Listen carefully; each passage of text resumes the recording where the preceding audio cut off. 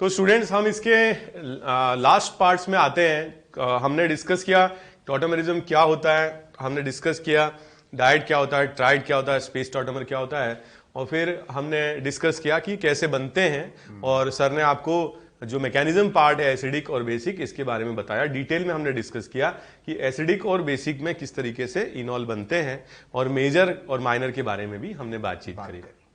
अब हम बात करते हैं इनॉल कंटेंट के बारे में। तो इसका मतलब ये होता है कि जैसे मान लो कोई टॉटोमर हमारे पास में है, एक कीटो फॉर्म है, और जैसे कि हमने डिस्कस किया है ट्राइड है, बिल्कुल सर, और इसका हमने इनॉल बनाया। अब हम जानते हैं कि ये दोनों एक दूसरे के साथ रिवर्सिबल रिएक्शन है, इक्विलिब्रियम में रहेंगे। और इक्विलिब्रियम में अगर रहेंगे तो लेट से इसका अगर x परसेंटेज होगा, या मान लो इसका अगर x परसेंटेज होगा तो इसका 100 माइनस x परसेंटेज होगा, क्योंकि ये दोनों ही तो कंपोनेंट रहेंगे आपस में, यही दोनों इंटर कन्वर्ट हो रहे हैं। Inter convert. So this percentage of enol, percentage of enol in the equilibrium mixture of keto and enol. बिल्कुल सर। Keto enol के equilibrium mixture में percentage of enol will be known as what? Enol content. इनॉल content. So enol content is the percentage of enol,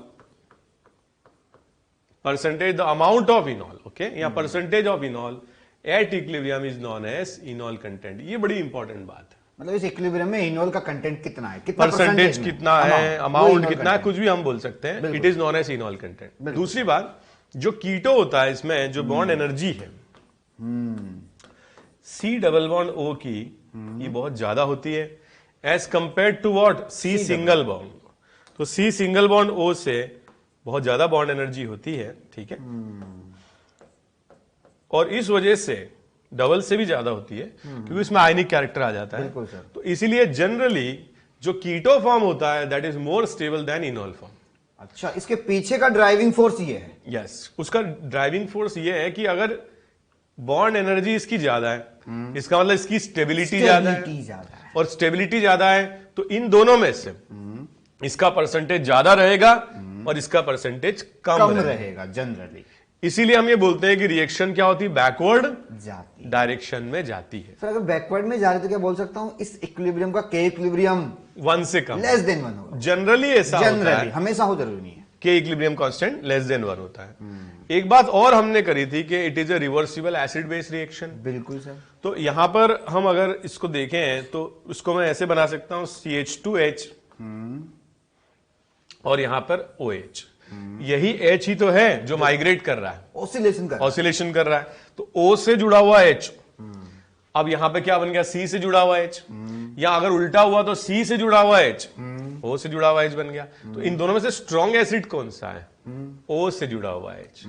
और weak acid कौन सा है? C से जुड़ा हुआ। तो रिएक्शन हमेशा कौन सी दिशा में जाती है? इसमें strong acid to weak acid. तो ये भी बात समझा रही है कि जनरली कीटो की जो परसेंटेज है, कीटो का जो कंटेंट है, कीटो का जो अमाउंट है, वो इनॉल से क्या होता है? ज्यादा होता है।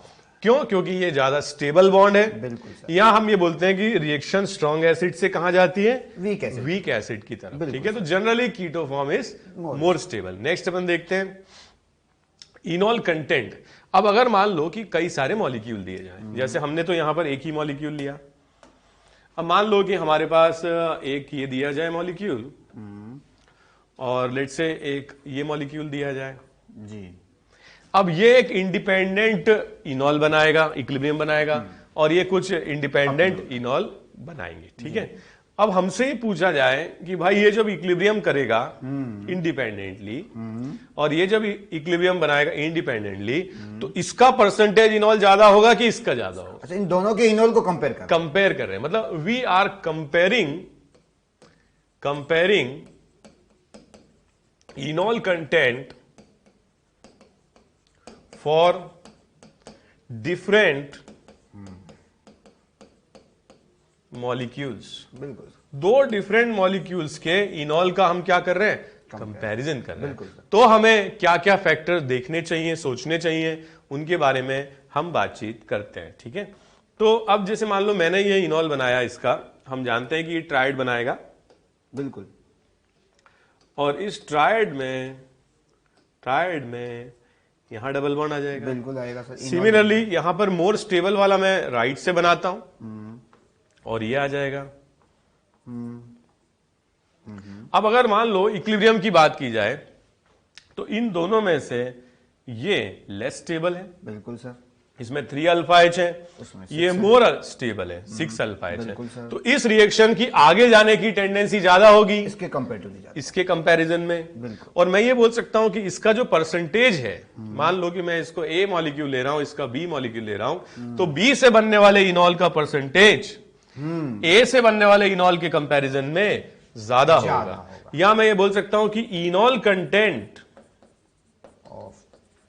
Of B is more than ए।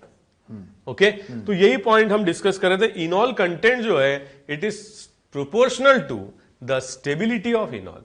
जितना ज्यादा स्टेबल इनॉल बनेगा उसका परसेंटेज उतना ही ज्यादा होगा, बढ़ जाएगा। यस। अब जैसे हमने कई सारे फैक्टर्स जीओसी में पढ़े और उनमें एक इंपॉर्टेंट फैक्टर है एरोमेटिक। एरोमेटिक से तो बहुत ज्यादा स्टेबिलिटी आता है। तो उससे हम कंपेयर करके देखते हैं। जैसे मान लो कि हमारे पास ये एक कीटो ग्रुप है, ठीक है, एक इसका और मैंने कंपैरिजन लिया इस मॉलिक्यूल के साथ में, और एक कंपैरिजन मैंने इस मॉलिक्यूल के साथ लिया। तो हमारे पास ये 3 मॉलिक्यूल्स हैं। जब मैंने इसका इनॉल बनाया तो कुछ इस तरीके का स्ट्रक्चर हमें मिलेगा। बिल्कुल मिलेगा सर। ये एरोमेटिक है, बिल्कुल एरोमेटिक। इसका हमने इनॉल बनाया तो ये मिलेगा, और इसका हमने इनॉल बनाया तो ये ट्राइड के फॉर्म में हम बना सकते हैं। सर। अब क्योंकि हम काफी प्रैक्टिस कर चुके हैं तो हम जल्दी जल्दी लिखेंगे। थर्ड पोजीशन से H निकाल के 1 पे लगाया, डबल बॉन्ड यहां पर आ गया। सिमिलरली यहां पे भी हमने 3 से H निकाल के 1 पे लगाया, डबल बॉन्ड यहां आ गया। अब ये जो स्ट्रक्चर है लेफ्ट वाला, मान लो ये A मॉलिक्यूल है, ये B मॉलिक्यूल है, ये C मॉलिक्यूल, इससे बनने वाला इनॉल का नेचर एरोमेटिक है। बिल्कुल हाईली स्टेबल हो गया, हाईली स्टेबल है, मतलब ये फॉरवर्ड जाने की बहुत ज्यादा टेंडेंसी है, बहुत ज्यादा परसेंटेज इनॉल है। सिमिलरली बी से बनने वाला जो स्ट्रक्चर है वो नॉन एरोमेटिक है। हाँ। क्योंकि यहां पर कॉन्जुगेशन ब्रेक हो गया, ये भी sp3, ये भी sp3, और इससे बनने वाला जो स्ट्रक्चर है दैट इज एंटी एरोमेटिक। ये तो एंटी है। तो इसकी तो इस डायरेक्शन में जाने की टेंडेंसी कोई टेंडेंसी नहीं है, क्योंकि स्टेबिलिटी बहुत ज्यादा डिक्रीज कर रही है।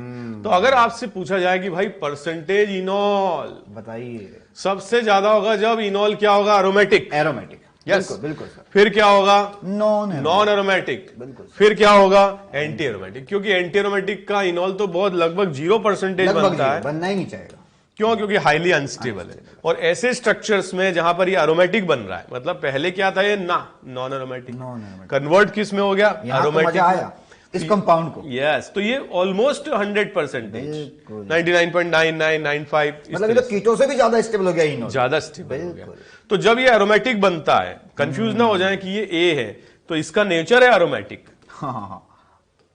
तो ये ऑलमोस्ट एरोमेटिक के फॉर्म में चला जाता है, नॉन एरोमेटिक से एरोमेटिक। बिल्कुल सर। और ये नॉन एरोमेटिक से एंटी एरोमेटिक में जाने की बहुत कम टेंडेंसी है, इसीलिए मैं बोल रहा हूं कि इसमें इनॉल कंटेंट ऑलमोस्ट 0% है। So that is our next point कि enol content is proportional to what, aromatization. Aromatic होगा तो हाईली या हाई परसेंटेज इनॉल होगा, एंटी एरोमेटिक होगा तो बहुत लो परसेंटेज इनॉल होगा, और नॉन एरोमेटिक होगा तो बीच में होगा। नॉन एरोमेटिक के केस में फिर हम स्टेबिलिटी ऑफ इनॉल चेक करेंगे, जैसा कि हमने पिछले क्वेश्चन में किया था। नेक्स्ट हम देखते हैं कुछ क्वेश्चंस हैं, इसमें हमें इनॉल कंटेंट कंपेयर करना है और डिक्रीजिंग ऑर्डर में हमें जमाना है।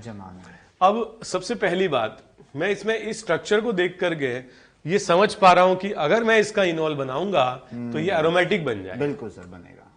और अगर एरोमेटिक बन जाएगा तो मजा आ गया, मजा आ गया, मतलब ये पूरा 100% कन्वर्ट हो जाएगा। बिल्कुल सर।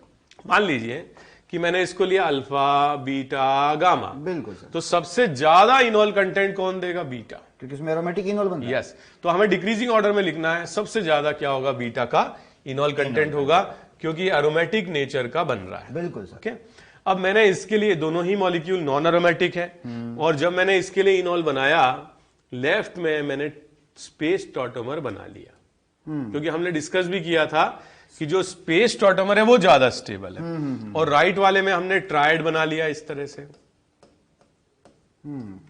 तो क्या मैं ये बोल सकता हूं कि जो अल्फा से बनने वाला इनॉल है वो ज्यादा स्टेबल है? बिल्कुल है सर, क्योंकि ज्यादा नंबर ऑफ एटम्स रेजोनेंस में पार्ट ले रहे हैं, ओके, और यहां पर less number of atoms resonance में पार्ट ले रहे हैं। सो मैं ये बोल सकता हूं कि अल्फा का इनॉल कंटेंट ज्यादा है, गामा से तो ज्यादा ही गामा होगा, से ज्यादा है, क्योंकि ये ज्यादा स्टेबल इनॉल बना रहा है, ठीक है, alpha as compare to gamma.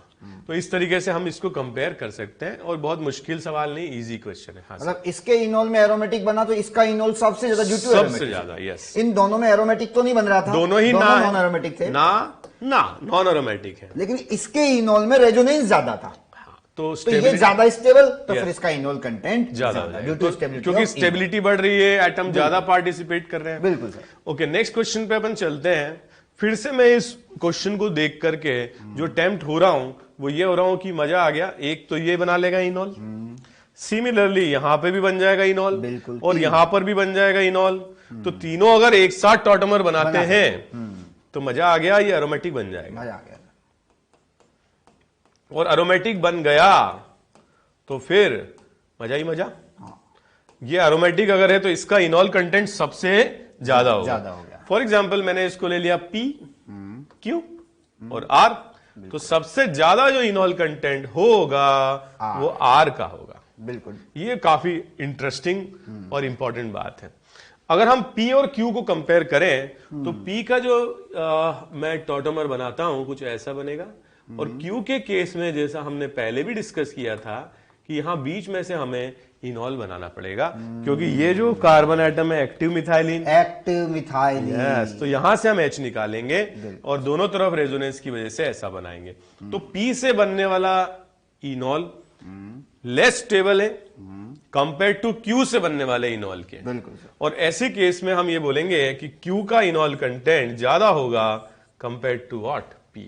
सो ये एक अच्छी बात है कि ये एरोमेटिक बना रहा है, बिल्कुल, ये भी बना रहा है ना नॉन एरोमेटिक, ये भी बना रहा है ना नॉन एरोमेटिक। तो जो एरोमेटिक होगा उसका इनॉल कंटेंट ज्यादा होगा, और नॉन एरोमेटिक के केस में we will compare it on the basis of stability of enol. एक हल्की सी बात में बच्चे को याद लाना रिवाइज, इसमें कुछ नहीं मेरे को बताना।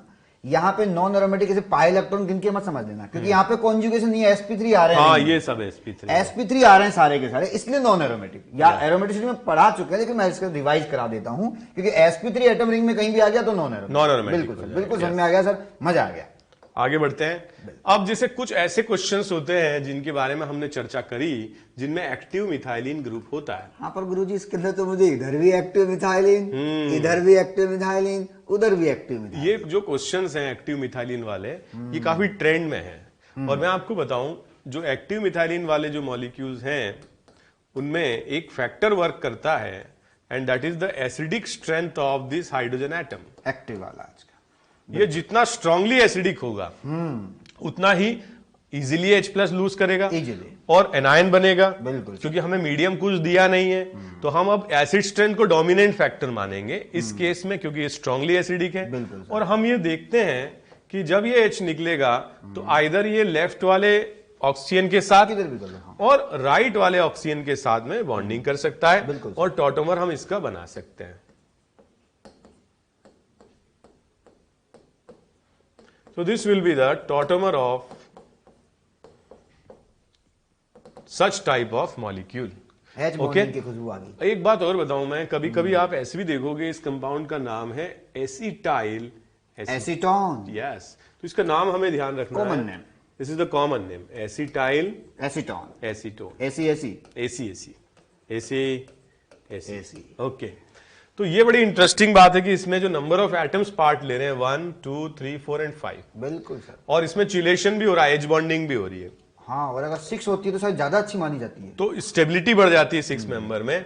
तो इस वजह से भी, क्योंकि एज बॉन्डिंग हो रही है, more atoms are taking part in resonance, तो इसकी स्टेबिलिटी बहुत ज्यादा बढ़ जाती है।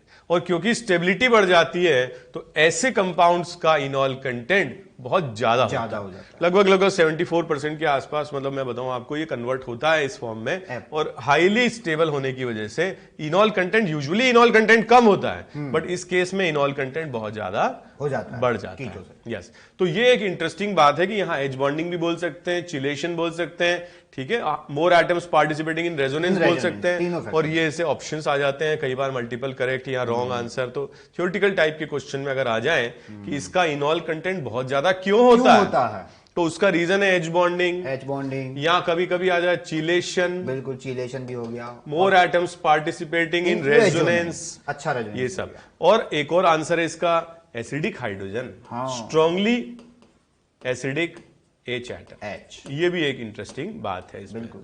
मगर बात यहीं खत्म नहीं होती है, इसके बाद में बात शुरू होती है कि जो एसिडिक हाइड्रोजन है वो क्या है, किसमें स्ट्रांगली एसिडिक है और किसमें वीकली एसिडिक है, और वो डिपेंड करता है कि ये जो ग्रुप्स यहां पर लगे हुए हैं वो क्या है। फॉर एग्जाम्पल अगर अपन बात करें यहां पर, तो मान लो कि ये जो क्वेश्चन है, इसके पहले एक क्वेश्चन ये ले लेते हैं हम। मान लीजिए कि यहां पर, ठीक है, दोनों तरफ H रहते हैं,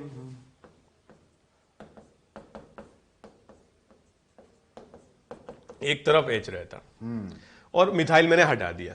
अब मुझसे कहा जाए कि A और B का इनॉल कंटेंट कंपेयर करना है, तो मैं ये देखूंगा कि कार्बन आयन की स्टेबिलिटी किस में ज्यादा है। यहां पर अगर अपन देखेंगे कार्बन आयन बना करके, तो इन HH का कोई इन पे प्रभाव पड़ने वाला नहीं है, लेकिन यहां पर है, ये प्लस आई लगाएगा, और प्लस आई लगाएगा तो एनायन की स्टेबिलिटी को डिक्रीज कर देगा। हाँ, तो इन दोनों में एनायन ये मोर स्टेबल, यस। और अगर एनायन की स्टेबिलिटी बढ़ेगी तो इनॉल कंटेंट भी आइसोमेराइन में जीओसी का यूज कर डाला, यस, वो जरूरी भी है, अदरवाइज क्वेश्चन में उलझेंगे। अब सोचेंगे जीओसी अलग है, आइसोमेरिज्म अलग है, तो गड़बड़ हो जाएगी। तो मैं ये कह रहा हूं कि जैसे हमने H निकाला और स्टेबिलिटी को चेक कर डाला, तो plus I effect, carbon ion की स्टेबिलिटी कम, तो इसका इनॉल कंटेंट भी कम। तो इनॉल कंटेंट अगर अपन देखें, इनॉल कंटेंट देखें, कंपेयर करें, तो A का ज्यादा होगा B से, और हम समझा सकते हैं on the basis of stability of anion. तो सर जैसे आपने ये समझाया स्टेबिलिटी ऑफ बेसिस एनायन पे, तो अब इस क्वेश्चन की थोड़ी थोड़ी खुशबू आने लगे, बच्चा कर सकता है। तो सर ऐसा क्वेश्चन जो है वो बच्चा कैसे अटेम्प्ट करेगा, वो आप समझाइए सर इसमें। बिल्कुल, देखो एक्टिव मिथाइलिन यहां भी है, एक्टिव मिथाइलिन और एक्टिव मिथाइलिन, ये तो कॉमन बात, लेकिन हम इसी की stability, active methylene H plus lose करेगा, एसिड की तरह बिहेव करेगा,